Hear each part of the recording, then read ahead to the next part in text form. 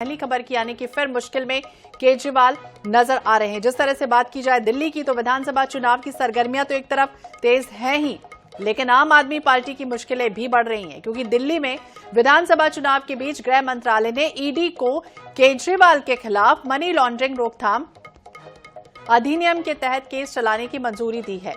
ये खबर इसलिए भी बड़ी है क्योंकि देखिए, दिल्ली की एक विशेष पीएमएलए अदालत जिसने केजरीवाल के खिलाफ आरोप तय करने पर रोक लगा दी थी, क्योंकि केजरीवाल ने यह कहकर दिल्ली हाईकोर्ट का दरवाजा खटखटाया था कि पीएमएलए के तहत मुकदमा चलाने के लिए जरूरी मंजूरी के बिना ही ट्रायल कोर्ट ने चार्जशीट पर संज्ञान लिया और अब गृह मंत्रालय ने प्रवर्तन निदेशालय यानी कि ईडी को आपके संयोजक अरविंद केजरीवाल पर मनी लॉन्ड्रिंग का केस चलाने की मंजूरी दे दी है।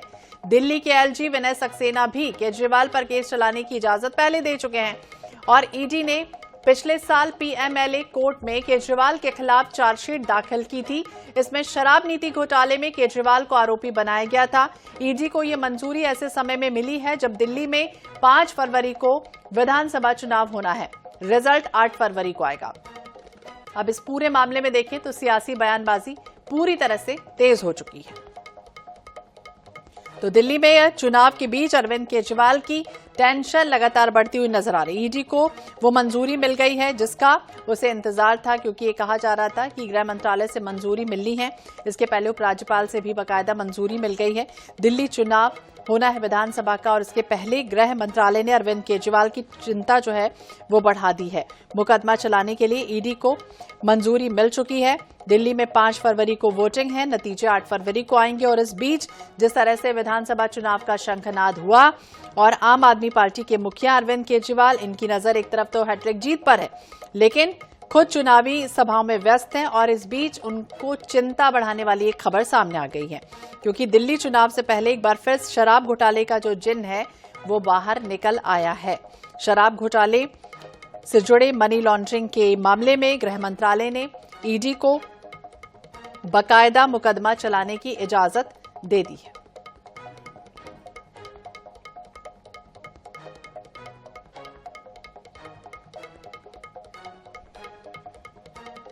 अरविंद केजरीवाल जी ने अपने साथियों के साथ मिलकर 2026 करोड़ का शराब घोटाला किया है और जब यह सीएजी की रिपोर्ट को विधानसभा में पेश करना था तो आम आदमी पार्टी की सरकार के हाथ कांपने शुरू हो गए।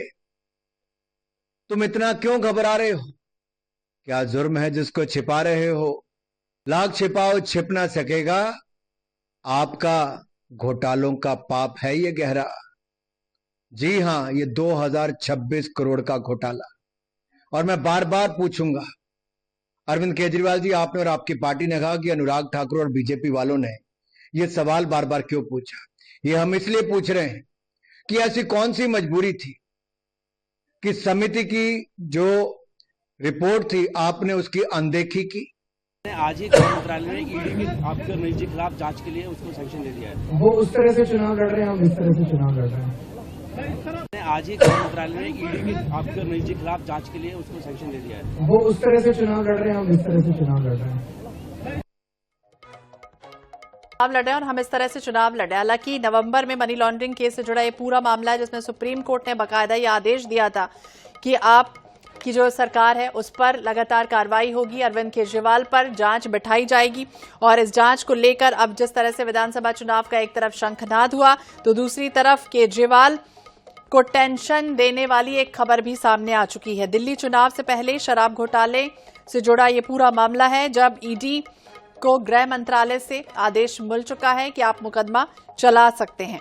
तो ऐसी स्थिति में जिस तरह से 5 तारीख को इलेक्शन है और अरविंद केजरीवाल के खिलाफ केस दर्ज करने की जो इजाजत है वो एमएचए की ओर से ईडी को मनी लॉन्ड्रिंग रोकथाम अधिनियम के तहत मिल गई है।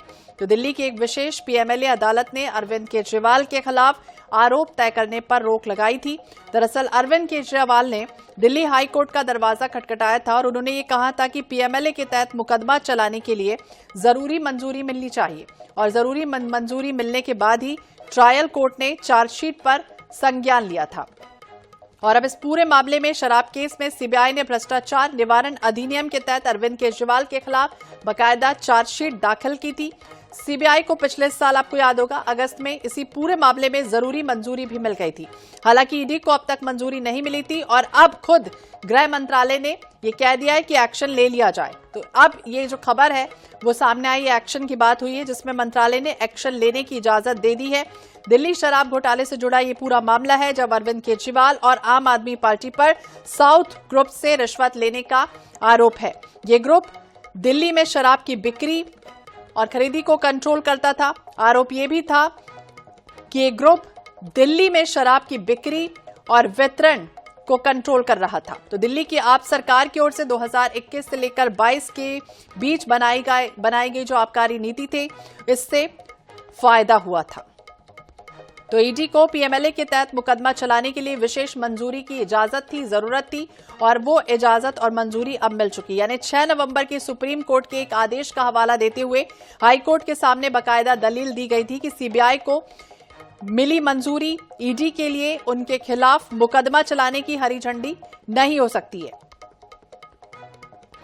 और ज्यादा जानकारी के लिए बात करेंगे, स्पर्श शर्मा हमारे सहयोगी दिल्ली से हमारे साथ जुड़ गया है। देखिए स्पर्श, साफ तौर पर अगर हम देखें इसको तो कोर्ट को ये कहा गया था कि पब्लिक सर्वेंट अगर कोई है तो मुकदमा चलाने के लिए बाकायदा कॉम्पिटेंट जो अथॉरिटी है वो लेनी होती है। तो ईडी ने सबसे पहले उपराज्यपाल से बाकायदा परमिशन ली, इसके बाद गृह मंत्रालय से परमिशन मिली और अब इसी का ही इंतजार जो है वो किया जा रहा था। दिल्ली विधानसभा चुनाव के बीच में जो शराब घोटाले से संबंधित मामला है उस पर आम आदमी पार्टी के जो संयोजक है अरविंद केजरीवाल और उप मुख्यमंत्री मनीष सिसोदिया की जो मुश्किलें हैं वो बढ़ती हुई जो है नजर आ रही है।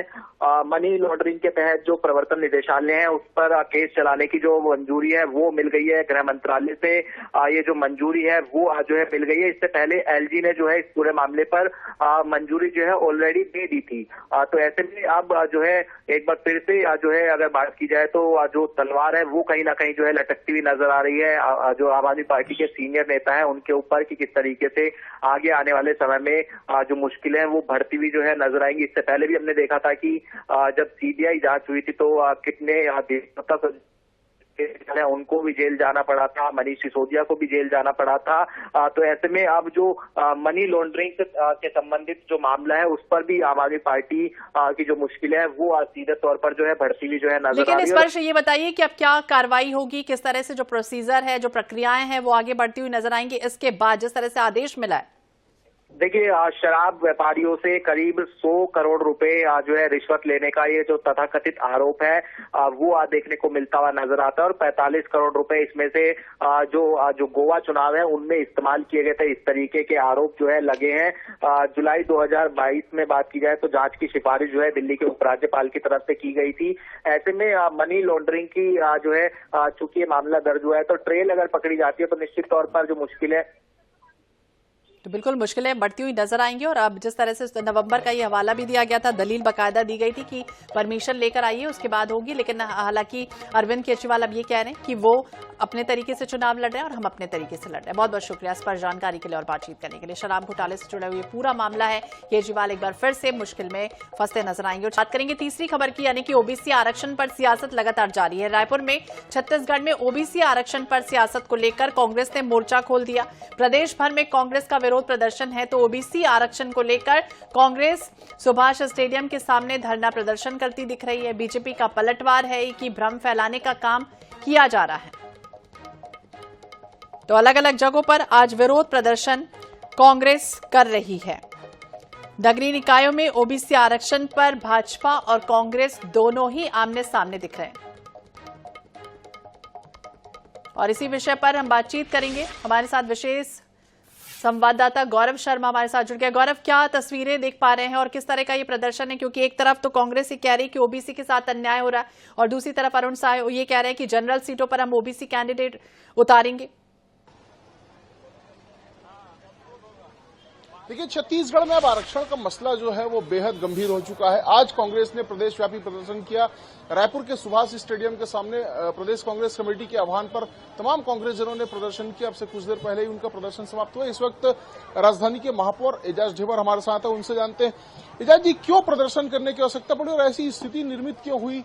भारतीय जनता पार्टी इसके पीछे कांग्रेस को जिम्मेदार ठहरा रही कि 33 में से एक भी ओबीसी जिला पंचायत अध्यक्ष के लिए आरक्षण नहीं हो पाया। देखिए, मजे की बात यह है कि जब सुप्रीम कोर्ट की जो गाइडलाइन थी, सुप्रीम कोर्ट ने जो अपने आदेश में कहा था कि 50% पिछड़ों को आपको टिकट देना है, ठीक है, पिछड़ों के लिए शहरी क्षेत्रों में इधर उसके आरक्षण हुआ। मजे की बात यह है कि पूरा बस्तर संभाग टोटल 0, सरगुजा संभाग टोटल 0। ये सरकार की कथनी और करनी में अंतर है। इनके नेता, इनके मंत्री, इनके प्रदेश अध्यक्ष को बयान आता है कि जहां पर पिछड़ा नहीं हुआ है, जहां पर आरक्षण नहीं हुआ है, वहां पर हम सामान्य को मौका देंगे। अरे वहां हम सामान्य को चुनाव, मतलब पिछड़ों को हम चुनाव लड़ाएंगे। तो जब पिछड़े चुनाव लड़ेंगे तो फिर सामान्य का व्यक्ति कहां जाएगा? सामान्य व्यक्ति कहां से चुनाव लड़ेगा? ऑलरेडी एक तो सामान्य हुआ है। कुल मिला के ये सरकार की कथनी और करनी में अंतर है। माननीय मंत्री जी खुद पिछड़े वर्ग से आते हैं, खुद साहू हैं, खुद उनको उसमें प्रदेश अध्यक्ष भी मिला, वो पद भी मिला। अब वो पद मिलने के बाद अब टोटल किसी का कुछ नहीं सोचना है। वहां भी 0, बस्तर संभाग में भी, सरगुजा संभाग में भी 0। ये लोग कहां जाएंगे? आज आप देखो पूरे तरीके से बस्तर संभाग में, आप देखो आपके सरगुजा संभाग में पूरी आग लगी हुई है। डेली धरना प्रदर्शन वहां पर हो रहा है। इसके लिए लेकिन अरुण साव जी का कहना है कि कांग्रेस ने जो संविधान के विपरीत आरक्षण दिया, उसी वजह से ये स्थितियां निर्मित हुई और इसके लिए जिम्मेदार जो है वो कांग्रेस है। देखिए, कांग्रेस पार्टी हो या संविधान हो, कोर्ट से बड़ा तो नहीं है ना, सुप्रीम कोर्ट से बड़ा तो कोई नहीं। आज सब सुप्रीम कोर्ट के आगे सब दंडमस्तक है। हमारा सर्वोच्च न्यायालय सुप्रीम कोर्ट है। जब सुप्रीम कोर्ट का आदेश आया है तो सुप्रीम कोर्ट का आदेश का आपको पालन करना है। आपने कहां पालन किया? आपने जो शहरी क्षेत्र उधर तो पालन किया, बस्तुरा संभाग पूरा 0 छोड़ दिया, सरगुजा संभाग पूरा 0 छोड़ दिया। कुल मिला के ये सरकार की कथनी और करनी दोनों में बहुत अंतर है। इनके आप नीचे नेताओं से बात करो, आप इनके पिछड़े नेताओं से बात करो, आप प्रफुल्ल विश्वकर्मा से बात करो, आप प्रमोद साहू से बात करो, ये सरकार के खिलाफ बात कर रहे हैं। अच्छा, भारतीय जनता पार्टी ने तो ये कहा है कि अनारक्षित जो सीटें हैं वहां से ओबीसी को लड़ाएंगे। क्या कांग्रेस भी ऐसा प्रयोग करेगी? यार, अनारक्षित में लड़ाएगी तो फिर अनारक्षित वाले जाएंगे कहां? सामान्य वर्ग के लोग, जो सामान्य वर्ग के लोग हैं वैसे ही उनको मौका कम। आप उनको 50% तो दिए हो, 50% आप वो करो ना, मगर उसमें कैसे वो लोग कहां जाएंगे? वो लोग कहां से चुनाव लड़ेंगे? जो सामान्य वर्ग में जो लोग हैं, जो सामान्य आरक्षित लोग हैं, वो कहां से चुनाव लड़ेंगे जब आप पिछड़ों की जगह इनको टिकट दे, पिछड़ों में इनको टिकट दे दोगे? कुल मिला के मेरा बोलने का मतलब ये है सीधा सीधा कि जहां पर आपको सरगुजा संभाग में और आपको बस्तर संभाग में जहां पर आपको पिछड़ों को दिलाना था, आपने वहां एक भी पिछड़ा, चाहे जिला पंचायत को चुनाव हो, चाहे नगर पालिका का चुनाव हो, चाहे नगर निगम का चुनाव हो, टोटल वहां पर 0 आया है। तो पिछड़ों के साथ अन्याय किया कुल मिलाकर, और सरकार की कथनी और करनी में अंतर है। इस बात को एजाज ढेबर कर रहे हैं। देखे जा सकती तस्वीर जो है वो सीधे हम धरने स्थल से दिखा रहे हैं, जहां पर कांग्रेस के तमाम जो बिल्कुल गौरव, हम देख पा रहे हैं कि तस्वीरें साफ तौर पर सियासत तेज है, दोनों ही आमने सामने। हालांकि देखना होगा क्या कुछ होता है। बहुत बहुत शुक्रिया जानकारी देने के लिए, बातचीत करने के लिए।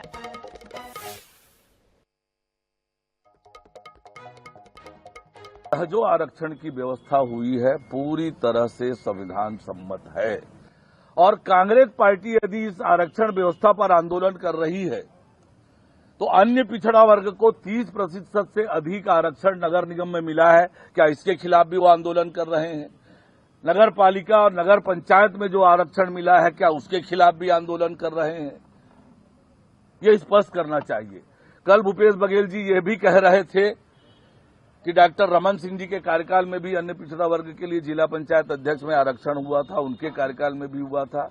तो भूपेश बघेल जी, ये सर्वोच्च न्यायालय का जो फैसला आया है 2021 और 2022 में आया है, इस कारण से ये परिस्थिति निर्मित हुई है।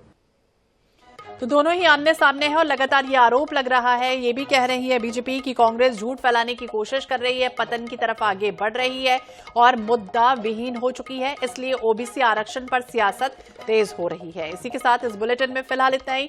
बाकी अपडेट्स के लिए आप देखते रहिए INH 24/7। नमस्कार।